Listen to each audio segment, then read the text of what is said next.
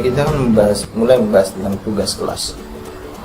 Ya, tugas kelas ini ketika kita klik maka tampilannya akan jadi seperti ini. Dan tugas kelas ini ada 5 menu utama, 5 menu yang perlu diedit ya. Yang pertama tugas kuis, pertanyaan, materi, dan juga topik. Kenapa ada gunakan kembalinya? Enggak, karena gunakan kembali. Ini saya sudah kasih keterangan. Kita bahas satu lagi, yaitu gunakan kembali postingan. Ini untuk postingan yang pernah dibuat kembali atau untuk menduplikat tugas.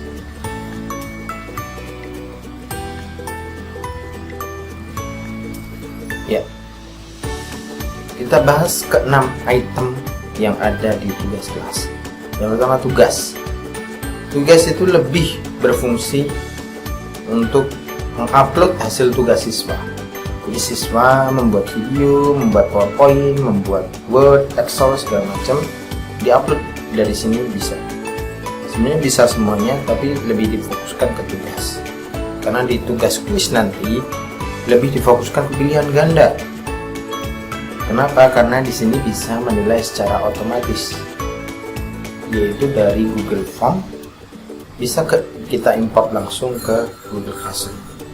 Untuk pertanyaan, nah ini untuk tugas tadi kita menilainya secara individu atau manual, satu persatu. Pertanyaan juga seperti itu karena kita menilainya secara individu atau manual. Dan pertanyaan ini lebih difokuskan ke esai. Materi itu untuk mengupload materi biasa di software Excel, PDF, PPT, bisa video pembelajaran, bisa link maupun bisa dengan YouTube. Gunakan postingan kembali, tadi sudah dijelaskan bahwa untuk menduplikat tugas atau menggunakan kembali tugas yang pernah diberikan di kelas manapun itu bisa.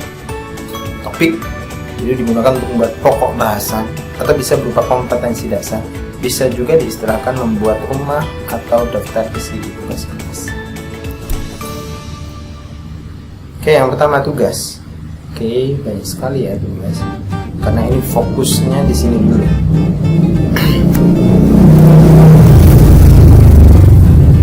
Nah, kalau kita sudah tahu tugas, maka insya Allah sudah tahu semuanya nanti. Yang pertama, nomor 1 ini judul. Membuat judul tugas tersebut. Yang kedua, petunjuk opsional. Ini keterangan tentang mungkin bab berapa, KD berapa, ulangan ke berapa, segala macam. Tambahan itu bisa kalau ada lampiran dalam tugas seperti video, menelaah video, atau seperti menelaah gambar. Kemudian nomor 4 ini ada tugaskan. Sebelum ini 5, 6, 7, 8 harus sudah dibuat. Jadi sebelum ditugaskan, ini ada 3 menu yang ditugaskan itu. Ada tugaskan, jadwalkan, atau disimpan di draft. Tugaskan itu berarti langsung muncul ke siswa. Jadwalkan itu nanti dijadwalkan. Kira-kira kapan nanti munculnya, hari apa, jam berapa. Nomor 5 adalah kolom kelas dan kolom siswa. Sama seperti pengumuman tadi, bisa kita pilih per kelas, per siswa pun bisa kita pilih, atau beberapa kelas. Poin itu untuk penilaian. Ingat, poin ini nilai maksimal yang kita inginkan. Contohnya kalau kita membuat 40 soal dengan kita lihat nanti di poinnya itu, kalau memang satu-satu ya maksimalnya 40. Nomor 7 adalah batasan waktu. Ini tidak ada batasan waktu, berarti siswa-siswa free mengerjakan sampai kapanpun. Kalau kita kasih batas waktu seumpama besok sampai jam 15, maka di situ nanti siswa yang melebihi jam itu akan dikatakan terlambat. Topik itu berfungsi untuk mengelompokkan tadi. Jadi perlu kita ketahui bahwa kita sebaiknya membuat topik terlebih dahulu. Kalau tidak kita kosongin, nanti kita bisa edit juga bisa. Tapi lebih baik kita buat topiknya. Kita klik di sini bisa langsung buat topik. Topiknya itu mungkin KD-nya, mungkin apa namanya,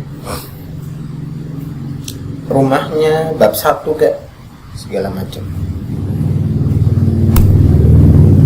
Masuk ke tugas kuis. Tugas kuis ini sama dengan tugas, ya, sama dengan tugas tadi. Ininya sama, yaitu untuknya berapa kelas, poinnya sama, tenggat waktunya sama, sama topiknya sama. Ditugaskannya pun juga sama, bisa dijadwalkan, bisa ditugaskan. Judul dan petunjuk opsionalnya sama dengan tugas tadi. Yang membuat perbedaan adalah di sini ada blank quiz. Jadi yang membuat beda ada 3 hal. Ada fitur blank quiz untuk membuat soal pilihan ganda. Kenapa membuat soal pilihan ganda? Untuk supaya bisa mengimport nilai. Ini ada fitur pengimportan nilai. Fitur pengimportan nilai, tapi perlu diingat, fitur pengimporan nilai hanya di akun dinas. Jika akun pribadi itu tidak ada. Kalau jika akun pribadi tetap saja memakai manual. Ya nggak manual banget, karena nanti bisa lihat di Google Form. Dan bisa menilai secara otomatis, yaitu bisa diimport ke Google Classroom. Perlu digarisbawahi ketika membuat blank quiz ini, tinggal klik aja blank quiznya. Nanti akan muncul, tinggal kasih judul soalnya apa, sama langsung dikasih, nggak usah pakai nama, tanggal lahir, segala macam, nggak usah, langsung pertanyaan nggak masalah. Tapi ingat, perlu digarisbawahi di settingannya itu harus dicontreng 3 ini: kumpulan alamat email, batasi untuk pengguna, batasi ke 1 tanggapan. Oke.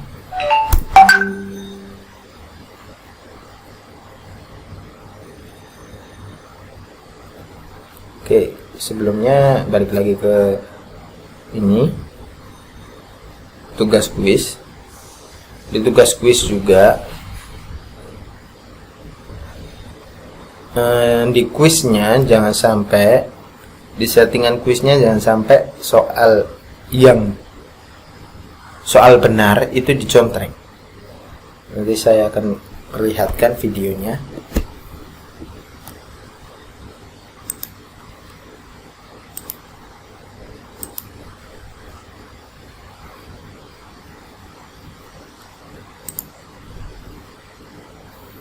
Oke.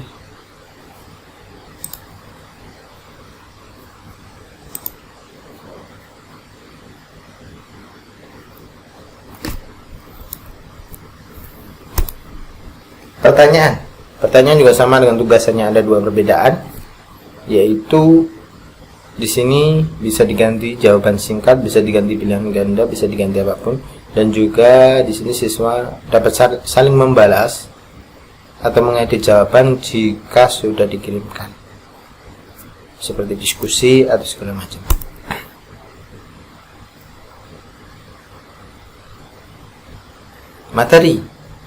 Materi ini ada judul, deskripsi, bisa tambahkan file berupa Word, Excel, PPT. Gambar hijau diberikan ke kelas yang ingin diberikan materi. Nah, bisa sama seperti tadi, dicontreng saja. Kemudian topik ini untuk mengelompokkan materi.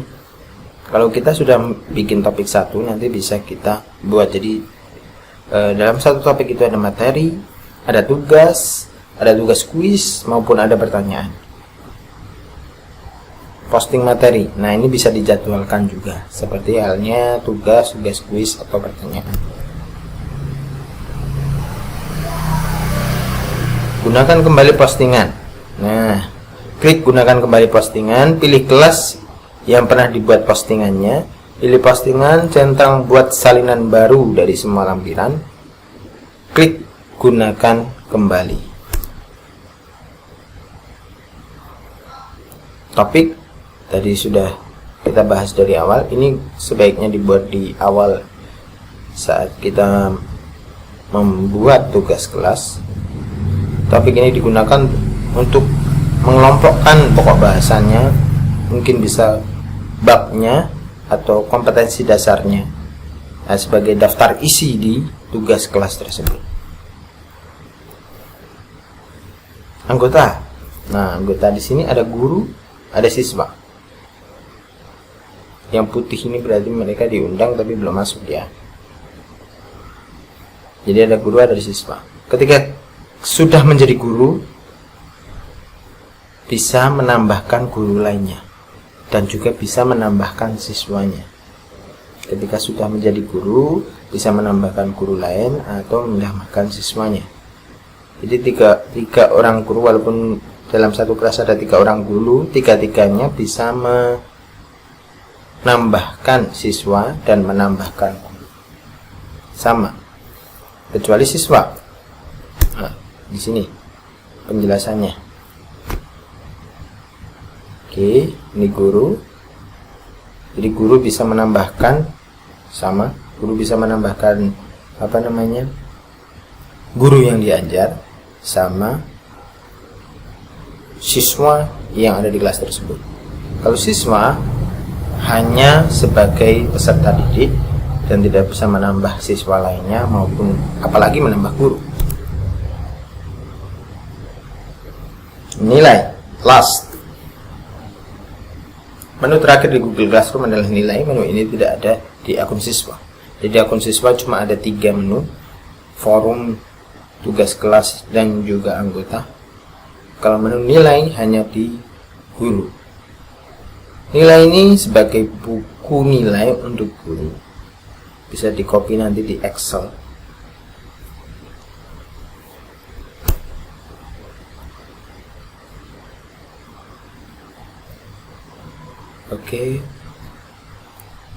Oke, terima kasih semuanya. Keep in touch ya. Saya Muhammad Khalid Al-Fahmi. Sekian dalam pembelajaran Google Classroom kali ini. Jika nanti ada permasalahan atau ada pertanyaan, bisa ditanyakan. Nanti saya akan membuat video-video selanjutnya untuk pembelajaran. Terima kasih. Thank you for watching. Billahi taufiq wal hidayah. Wassalamualaikum warahmatullahi wabarakatuh.